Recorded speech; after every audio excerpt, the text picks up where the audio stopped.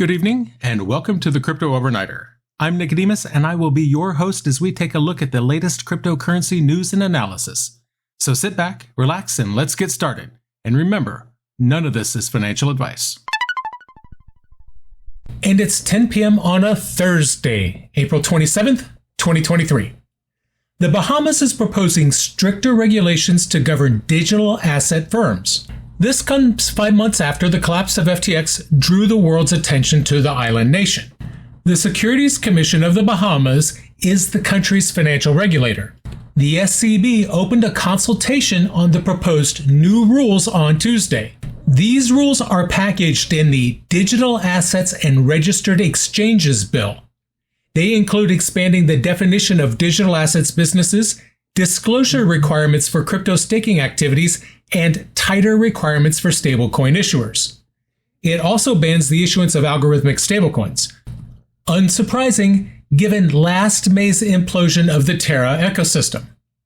The SCB said, quote, "The amendments strengthen the protection mechanisms such as new disclosure and reporting requirements, specific registration obligations, and enhanced ongoing supervision for operators in the digital asset space." They said these proposed enhancements allow room for digital asset businesses to innovate as the space evolves. They also provide flexibility.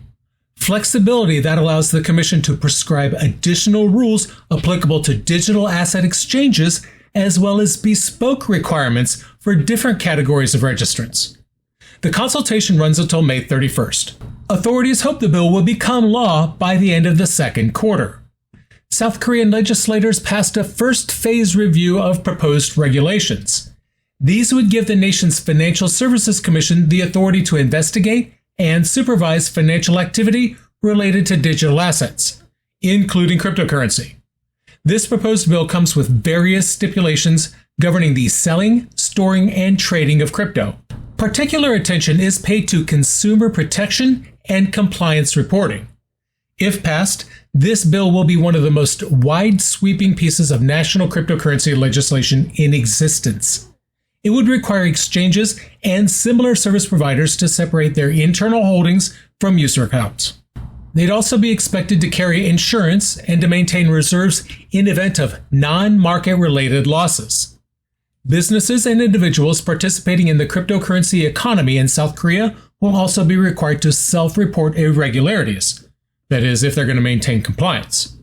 Now, just in case a business or an individual runs afoul of the proposed legislation, the Commission has included recommendations for punishments that would impose relatively stiff penalties. Crimes resulting in losses over the $3.75 million mark noted in the legislation would be punishable with sentences ranging from 5 years to life in prison.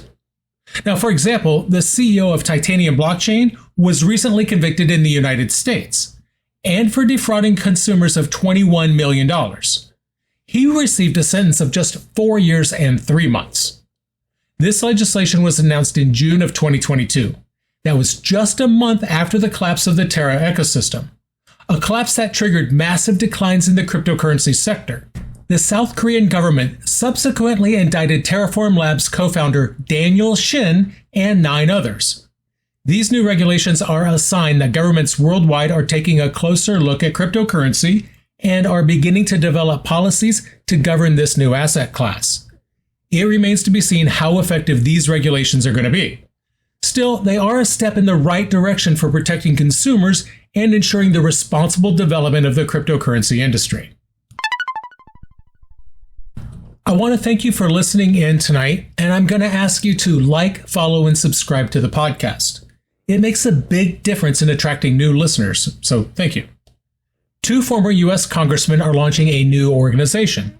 And I gotta say, I like this idea because the organization's purpose is to educate policymakers about the benefits of Bitcoin and other digital innovations. Former Representative Tim Ryan of Ohio and former Representative David McIntosh of Indiana will chair BPI Action. Now, BPI Action is an effort tied to the Bitcoin Policy Institute.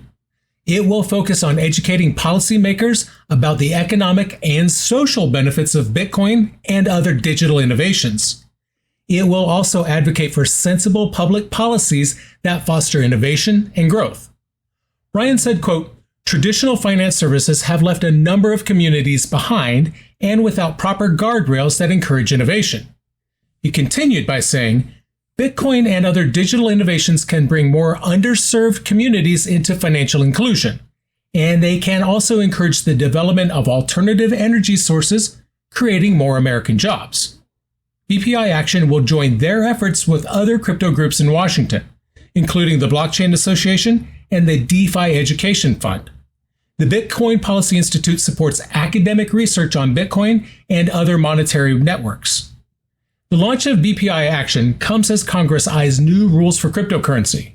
Republicans recently proposed draft legislation as lawmakers weigh how to regulate stablecoins, and a broader bipartisan bill that would set rules for wider industry is also in the works. Now, meanwhile, key U.S. regulators like the SEC and the CFTC have ramped up oversight of major firms like Kraken, Coinbase, and Binance. And we'll be talking about Kraken's response here in just a minute. BPI plans to hold events and briefings nationwide as well as in Washington, D.C. These events will be held to educate policymakers about the benefits of Bitcoin and other digital innovations. The group will also advocate for sensible public policies that foster innovation and growth.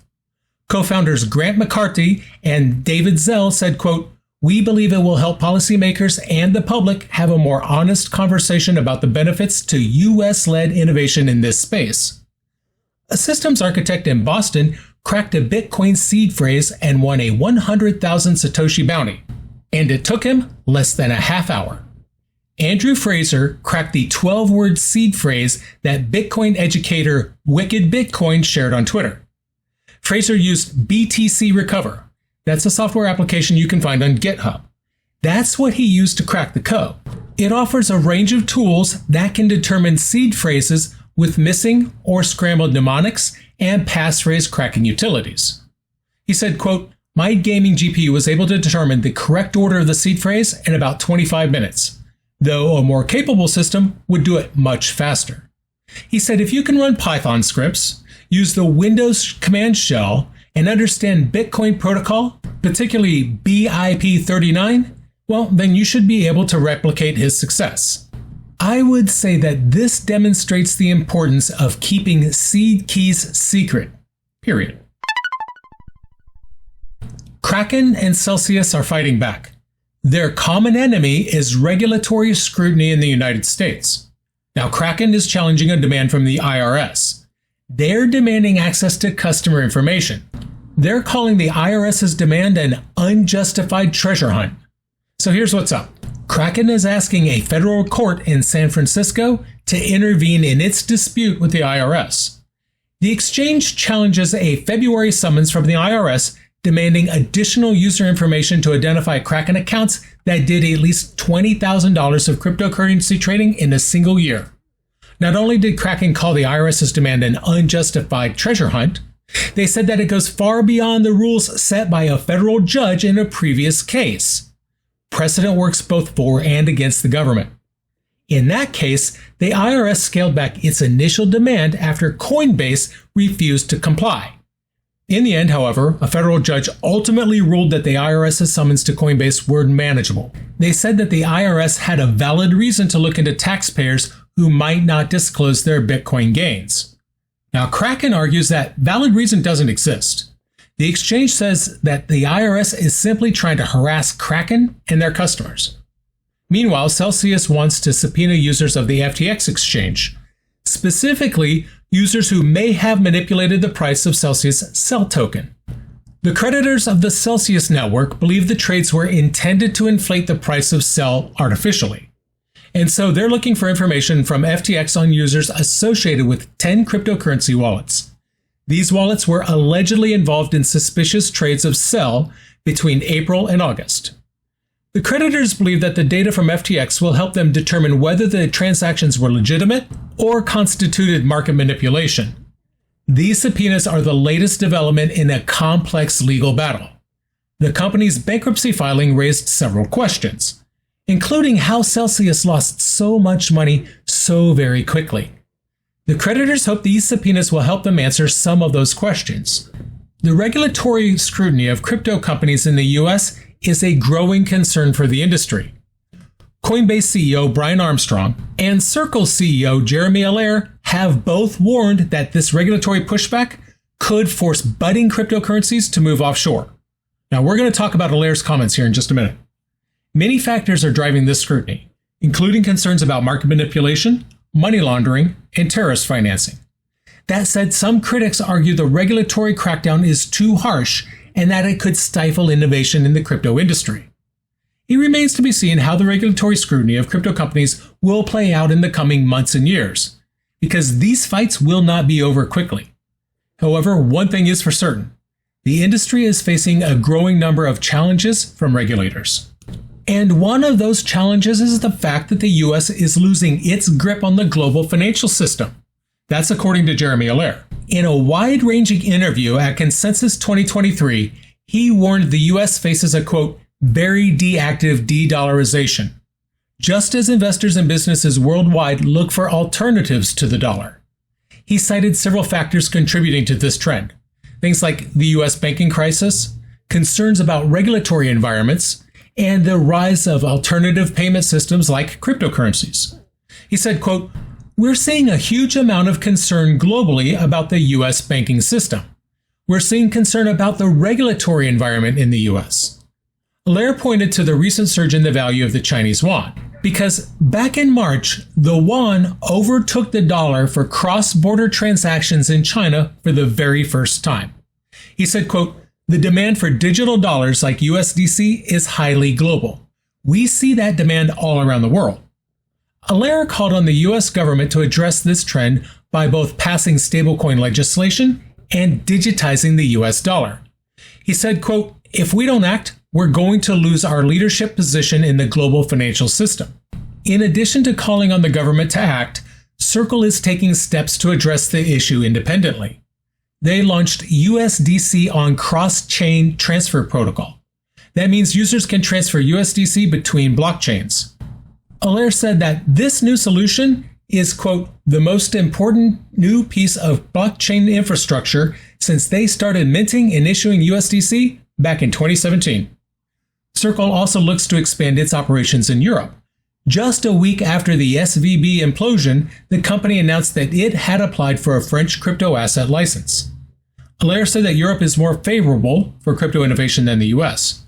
He said, quote, we're seeing a lot of interest from European regulators in working with us to build a safe and compliant crypto ecosystem. I wonder what that's like. It's still too early to predict the long-term effects of de-dollarization. However, it is clear that the US is facing increased competition from other countries and that the global financial system needs to be more cohesive. Our earlier story on China Tonight points that out well, given the yuan was used by China in cross-border transactions more than the US dollar. Allaire believes that the US government needs to address this trend or risk losing its leadership position in the global financial system. So what do you think? Is US dollar dominance important to you? Some people think the US dollar is a stabilizing effect on the world's economy. Is that true? Or is the United States just a little too full of itself? Let me know in the comments below.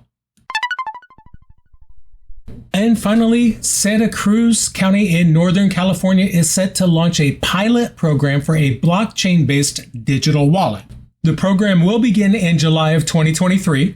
And now it's a blockchain wallet, but it's not a crypto wallet. It's intended to allow residents to store and access government-issued documents and services on their mobile phones. Humble, Humbl, is the name of the company providing the wallet. Their technology will allow residents to store their documents securely on the blockchain, and then later access them quickly and easily from anywhere in the world. The pilot program will initially focus on two services: bicycle registration and RV parking registration. That might be just the start, as the county plans to expand the program to include other services in the future, things like park registration and pet licenses. They believe the digital wallet will make it easier for residents to access government services.